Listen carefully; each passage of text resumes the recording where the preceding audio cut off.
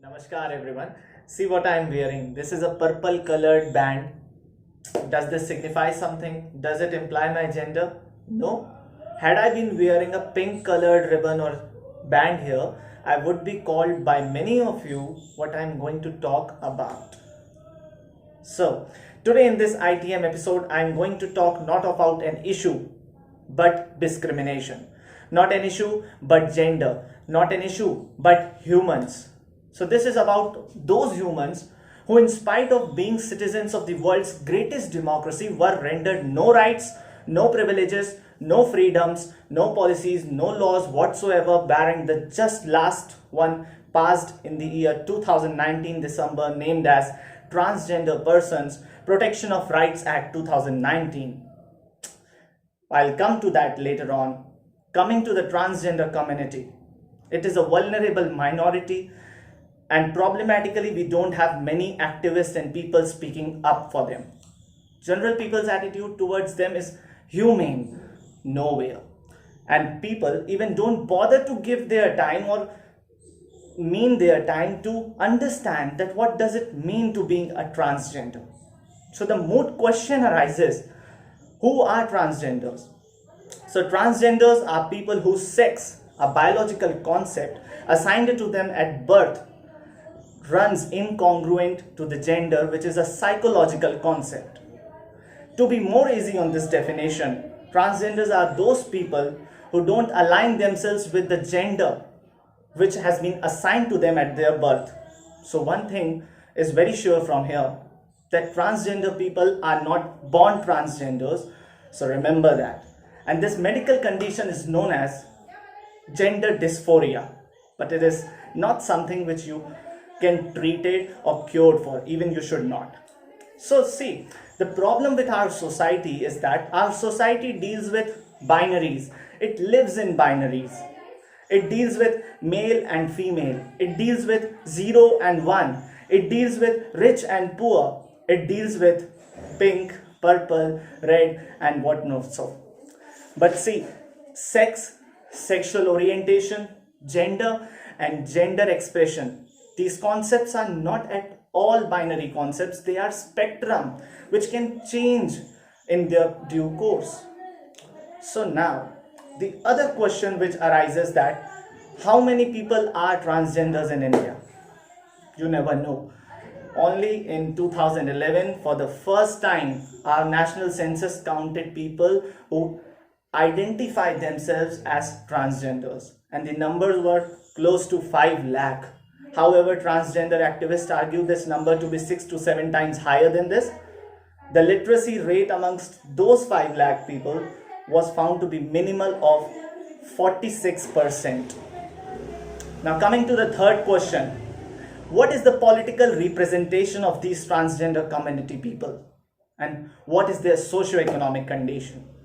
See, about the socio-economic condition, to be very frank, we don't know much, because we really haven't even uncovered those aspects of their society, of their living, of their habits, that who transgenders are. Even we don't know them very much in detail.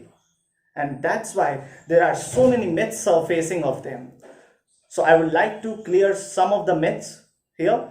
Number one myth, that transgender are psychologically mad. They suffer from a mental disorder. This is a myth and has to be shattered away. It's nothing like that. Number two, transgender don't get periods. Only women get. This is also a myth. Transgender people can also get periods, provided they don't remove their uterus. Number three, transgender people makes up the third gender, as even said by the Honorable Supreme Court, that they are the third gender now, but it is problematic in itself. Then if it is third, then who are the first and second? If males are first, then females are second. Then what about women's right? There are going to be a debate on this. Coming to the political equation, to the political representation, it's very meager and low.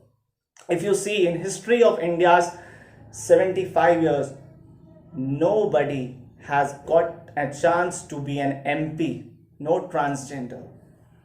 Only 2 MLAs had been there, with Shabnam Mausi from Shahdol in the year 1998. Shahdol is an MP, and Madhu Kinnar from Raigad, Chhattisgarh in the year 2015. So this political representation really is very meager. If I have talked about politics, so now I should shift towards the policy question, towards that law which BJP government passed in the year 2019 on 5th of August. The same date, it scrapped Article 370 of Jammu and Kashmir, and that means headlines were all towards Kashmir and nobody was towards this transgender issue, and that's why you might be not knowing about this. So this act name is Transgender Person Protection of Rights 2019. How does it define them? It defines them as intersex persons, trans men, trans women, queers, persons identified socially as Kinnar and Hejra. Second provision is about prohibition of discrimination against them in fields of education, health, employment, property, etc. etc. Number 3, it talks about a certificate of identity issued by the DM office after screening that trans person. Number 4, it penalizes the offenders of trans people's rights with imprisonment ranging from 6 months to 2 years. Imprisonment, jail imprisonment from 6 months to 2 years. I repeat because my next point would be on that. And number 5, it also mandates for the establishment of National Council for Transgenders. See, there are so many limitations with this delicate bill. This bill was passed in a hurry.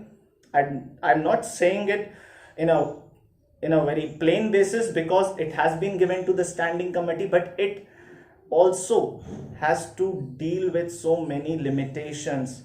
Firstly, it required so many recommendations and so many discussions on it. Even the considerations of transgender community were not taken into place. So what are the limitations here? Number 1, the provision related to the certificate of identity. At some point of the bill, it is mentioned that the self-identified transgender people can identify themselves as transgender and get all the rights.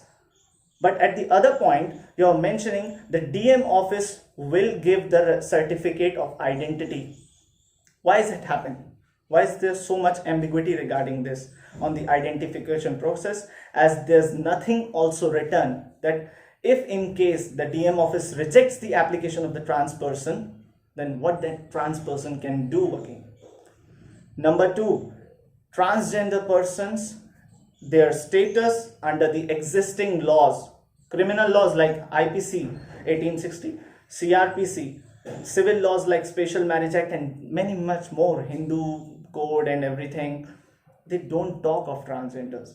They explicitly and implicitly mention only of male and females. So what about them? Then what is the way forward has to be the question. This is a question which needs to be dealt with most seriousness. There are so many problems in our society, and amongst them this has to be also listed. We don't talk about this problem. We might be talking about women's rights, rape threats, everything.